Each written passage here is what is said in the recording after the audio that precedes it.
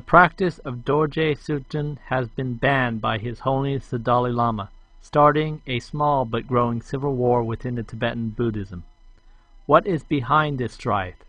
Is it religious freedom, or is it spirit worship, contradicting some of Buddha's teachings?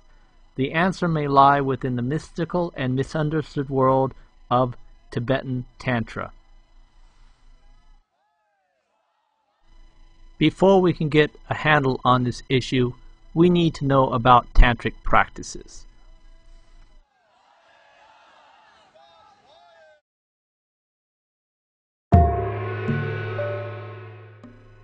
The Tibetans believe the Vajrayana was handed down by Buddha through a deity called Vajradhara.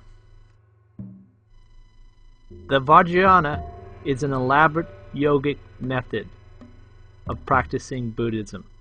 It came from India around 800 to 1100 AD. Vajrayana is a practice of merging with the deity. Vajrayana contains elaborate meditation practices. These practices were meant for the advanced practitioner, the practitioner who's already mastered meditation and other Buddhist concepts. From now on, we will call the Vajrayana tantric practices. Tantric practice is a commonly known term that refers to the methods within the Vajrayana to gain enlightenment in such a short period of time.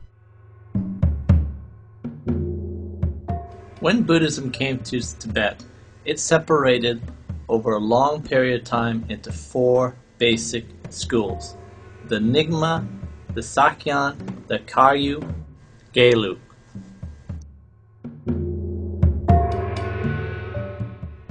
Tantra is a way of gaining enlightenment in one lifetime versus the Mahayana Sutra method, which is a way of gaining enlightenment in multiple lifetimes. It is said it takes 1,000 eons to gain enlightenment within the sutra practices.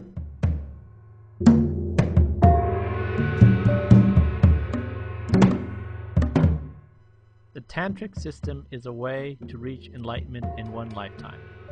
It is a very special method that requires absolute devotion to your guru, as well as elaborate visualizations. The guru is an embodiment of enlightenment, and she or he is visualized as a deity, such as Yamantaka. Yamantaka represents compassion and wisdom in its wrathful forms.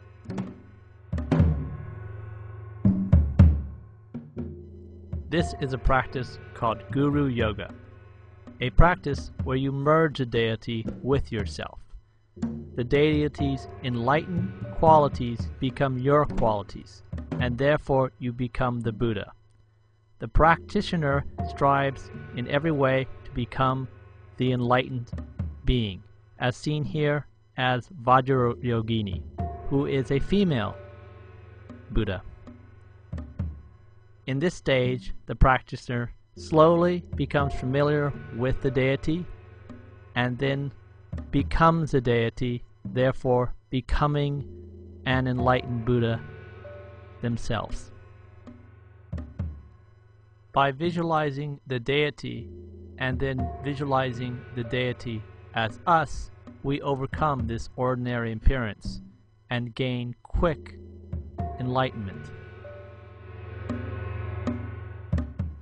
Great yogis and gurus are said to have been born from Buddhas. An example of this is His Holiness the Dalai Lama. He is considered an emulation of the Buddha of compassion. These gurus are here to guide regular human beings to liberation. In India, they're called avatars. In Tibet, they're called tukus or lamas. This is called emanation culture, where people are seen as gods or gurus from the spirit world.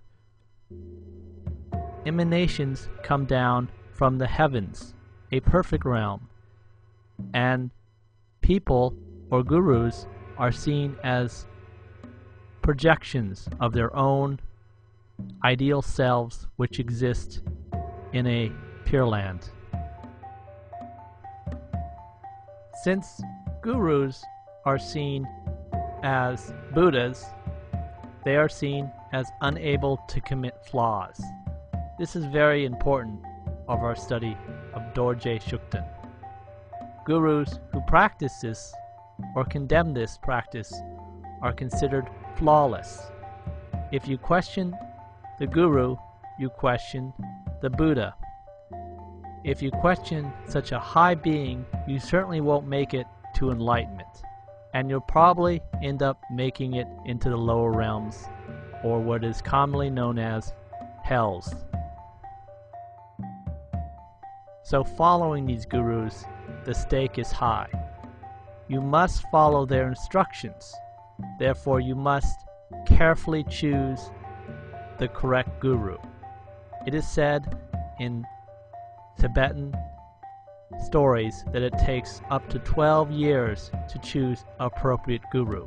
Choosing the wrong guru and you could end up in real bad shape, possibly in hell for a very, very long time. Guru Yoga is just the first stage of tantric practice. The more advanced stage is called visualizing the mandala. Celestial beings in Tibet are seen as living in a Pure Land. This Pure Land can be visualized on Earth as what is called a mandala, as seen here. These celestial grounds, called mandalas, represent the enlightened universe. Usually people think of two-dimensional mandalas like they see here with a sand mandala. But they're actually three-dimensional palaces where Buddhas live and emanate from down to our earth. These three-dimensional mandalas have special meanings.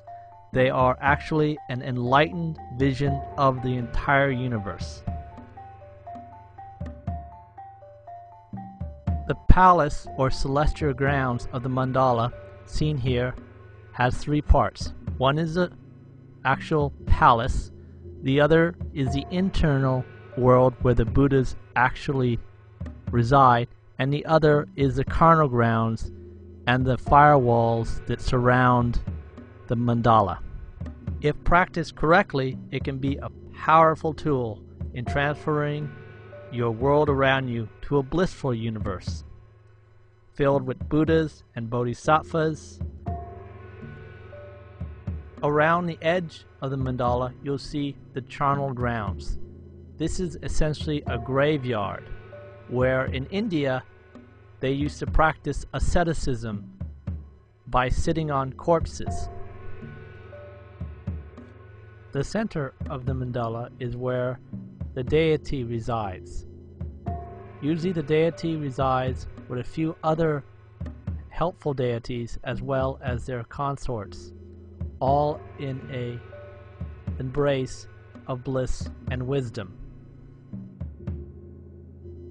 Within modern tantric practices, all this is considered metaphors to free the mind from conceptual thought and ordinary appearances.